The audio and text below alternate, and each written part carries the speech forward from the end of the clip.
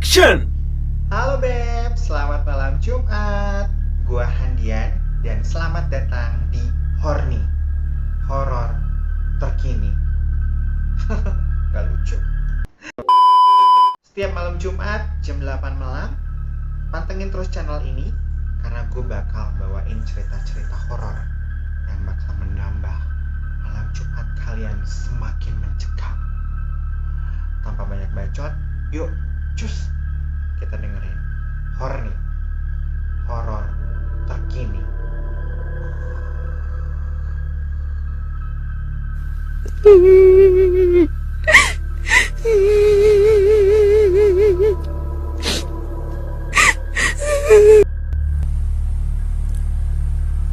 Kamis 16 September 2021. Namaku Rizka, dan hari itu aku memiliki janji untuk pergi ke kosan sahabatku Lisna yang lokasinya ada di daerah Tubagus Ismail, Bandung. Pada saat malam itu, cuacanya memang sedang turun hujan gerimis. Tapi karena aku sudah berjanji akan datang, ya terpaksa aku harus tetap pergi. Dan sebelum berangkat, aku telepon Lisna untuk memberi kabar kalau aku akan berangkat menuju kosannya. "Nak, lo ada di kosan kan?" tanyaku. "Iya, gue ada di kosan kok, gak kemana-mana. Udah buruan, lo kesini aja ya," jawab Lisna di ujung telepon. "Oke, gue kesana ya." Dan kemudian ku tutup telepon itu. Sebenarnya aku agak malas untuk pergi malam itu. Apalagi di luar sedang turun hujan, ditambah seperti ada perasaan was-was. Pokoknya gak enak banget deh perasaan aku. Tapi ya sudahlah, toh aku juga sudah berjanji untuk pergi ke kosan Lisna untuk membantunya mengerjakan beberapa tugas skripsinya yang sudah tertunda cukup lama. Dengan menggunakan jas hujan dan membawa tas ransel berisi laptop, aku berangkat menggunakan motor matic yang biasa aku gunakan untuk mobilitas sehari-hari. Dan saat kulihat indikator bensin motorku, sepertinya sudah tinggal sedikit isinya. Tapi saat itu aku masih yakin jika bensin motorku itu masih cukup untuk mengantarkanku pulang pergi. Bukan karena aku pelit untuk membeli bensin, tapi karena memang kondisi malam itu sedang hujan, sehingga aku malas jika harus mampir ke pom bensin dahulu. Dan tanpa banyak pertimbangan, akhirnya aku berangkat menuju ke kosan Lisna. Di perjalanan, perasaanku semakin terasa gak enak. Aku merasa seharusnya aku batalkan saja rencana untuk pergi malam itu. Apalagi jarang-jarang aku harus pergi malam-malam menggunakan motor. Terlebih dengan kondisi cuaca hujan seperti ini. Ya, tapi mau bagaimana lagi? Tuh aku juga sudah hampir setengah perjalanan untuk sampai ke kosan Lisna sahabatku itu. Tak lama kemudian, tiba-tiba saja motor yang aku kendarai itu mogok. Mesinnya mendadak mati. Memang sih, dari rumah bensin motorku sudah tinggal sedikit. Tapi kalaupun memang motorku itu habis bensin, kan seharusnya tidak langsung mati begitu mesinnya.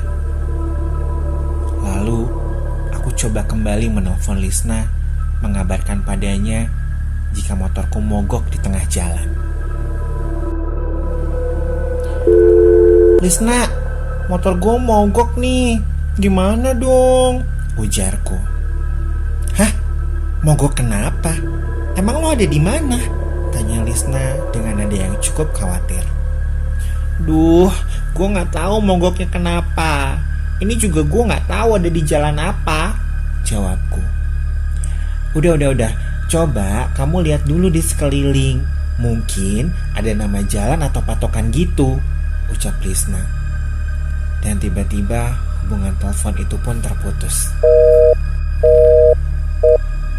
Karena bingung dan kesal, Akhirnya aku memarkirkan motorku di bahu jalan dan berjalan mencari tahu nama jalan tempat di mana aku berada. Aku mulai mengamati sekelilingku. Tetapi belum juga aku temukan petunjuk. Samar-samar dari kejauhan, aku melihat seperti ada sebuah taman yang cukup luas. Dan tak kenapa, tiba-tiba aku merasa seperti ada energi yang menarik aku untuk masuk ke dalam taman tersebut. Dengan perlahan, aku masuk dan berkeliling menyusuri area taman tersebut. Hingga kemudian, Lisna menelpon aku kembali. Gimana? Udah ketemu nama jalannya apa? Gue jemput lo deh, ucap Lisna. Aduh, belum tahu nih gue di mana. Tapi yang pasti gue udah masuk ke taman. Di taman ini ada patung tinggi. Bentar, gue lihat tulisannya. Oh, tulisannya Verbrak, jawabku. Oh, kamu di Taman Maluku ya? Lo jangan masuk ya ke taman itu. Pokoknya lo harus tungguin gua di luar tamannya, ujar Lisna. Belum sempat aku bertanya kenapa aku diminta untuk tidak masuk ke taman itu, koneksi telepon pun tiba-tiba terputus. Aku mulai mencari-cari di mana letak pintu keluarnya. Tapi setelah aku menuju ke arah jalan di mana aku masuk tadi, tapi kok aku tidak menemukan pintu apapun ya? Padahal aku yakin sekali jika tadi pintu masuknya ada di sana. Di saat sedang kebingungan, aku mencoba untuk tetap tenang dan duduk di kursi taman yang ada di sana. Tak lama kemudian, tiba-tiba saja aku mencium seperti wangi bunga melati. Harum banget. Dari arah kejauhan, aku melihat seorang perempuan berjalan ke arahku membawa payung.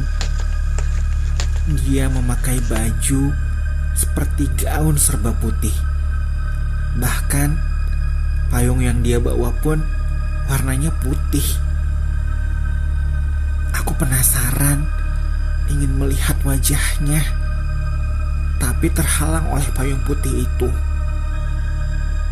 Lalu, aku mulai merasa sepertinya ada yang aneh dengan sosok perempuan tersebut. Sosok wanita itu semakin dekat ke arahku. Dan wangi harum bunga melati pun semakin semerbak menusuk hidungku.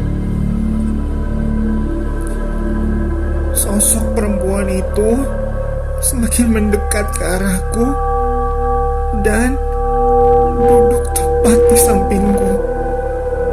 Jujur, saat itu aku bingung harus bagaimana.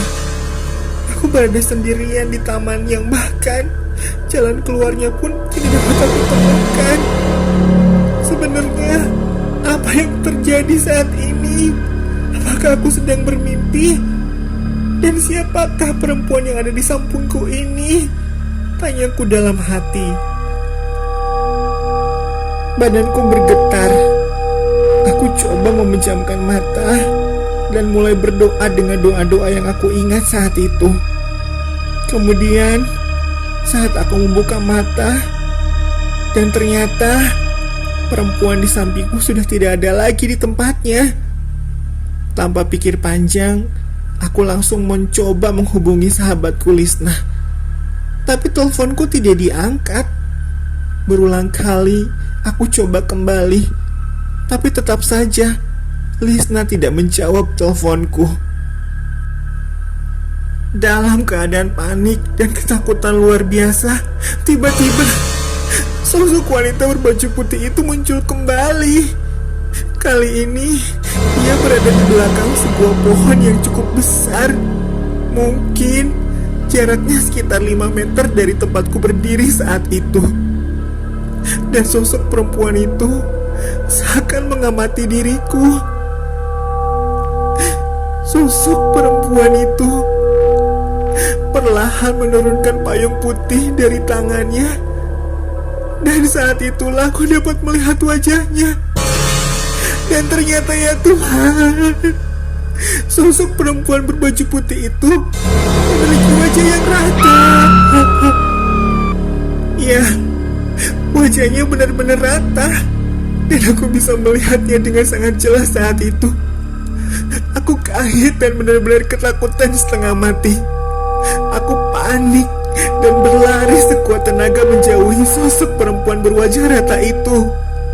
Saking ketakutannya, tanpa sadar teleponku terjatuh pada saat aku berlari.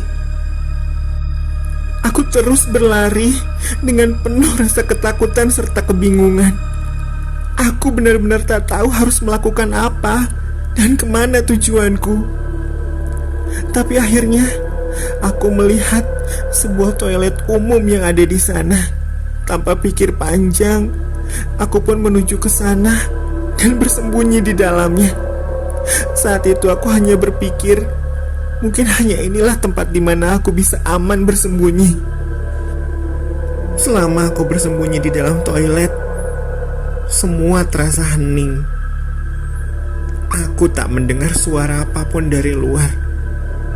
Bahkan wangi bunga melati pun yang sebelumnya sangat menyengat hidungku sekarang menghilang. Sampai beberapa menit kemudian, tiba-tiba saja ada yang mengetuk pintu toilet tempat aku bersembunyi dengan sangat keras. Berkali-kali suara pintu toilet itu diketuk dengan keras dari arah luar. Aku tidak tahu siapa yang mengetuk. Apakah itu perempuan tanpa wajah yang tadi aku temui? Atau mungkinkah itu Lisna yang datang menjemputku? Belum sempat aku memastikan siapa yang mengetuk pintu itu, tiba-tiba saja pintu toilet itu terbuka, seperti ada yang menendangnya. Dan ternyata itu Lisna. Melihat Lisna, jujur aku sangat senang dan langsung memeluknya sembari menangis. Udah, gak apa-apa. Yuk, kita pulang, ujar Lisna dengan nada datar. Iya nak, aku gak tahan lagi, pengen cepet-cepet keluar dari sini, jawabku sambil menangis terisak-isak. Sambil berjalan menuju pintu keluar gerbang taman tersebut, tiba-tiba saja aku mendengar teleponku yang terjatuh berbunyi. Lalu aku dan Lisna berjalan ke arah di mana teleponku terjatuh dan mengambilnya. Tetapi betapa terkejutnya aku ketika melihat nomor panggilan di ponselku. Ternyata itu dari nomor ponselnya Lisna. Lalu yang di sebelahku siapa? Keesokan harinya, saat aku terbangun, aku sudah berada di sebuah kamar klinik. Dan aku melihat ada beberapa temanku sudah berkumpul saat itu. Tapi aku tidak melihat ada sahabatku Lisna di situ. Dan aku pun bertanya pada temanku, Lisna di mana? Lisna di mana?